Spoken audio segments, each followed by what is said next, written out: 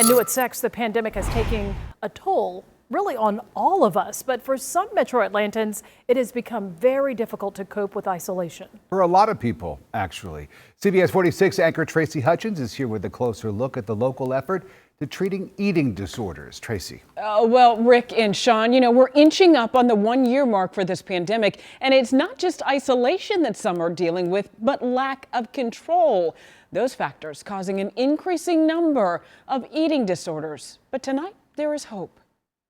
Eating disorders is a symptom of a larger problem. A problem that Chris Schock, a therapist with Walden Behavioral Health in Atlanta, is seeing more and more of. Eating disorder hotlines have a 70 to 80% increase since the pandemic happened.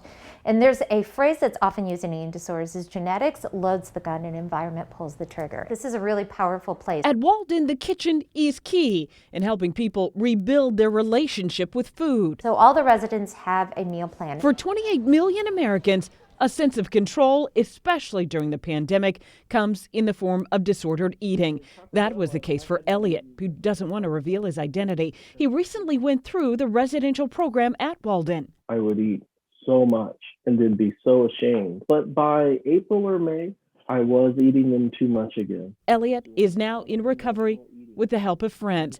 And if you're concerned about a loved one, Schock says pay attention if they're hyper-focused on food or exercise, have rigid meal times, or suddenly lose or gain weight. So children may say, or young adults may say, oh, I ate before you got home. So if you're not physically seeing them doing a lot of eating, that's definitely something to be concerned about because they may be not being 100% truthful.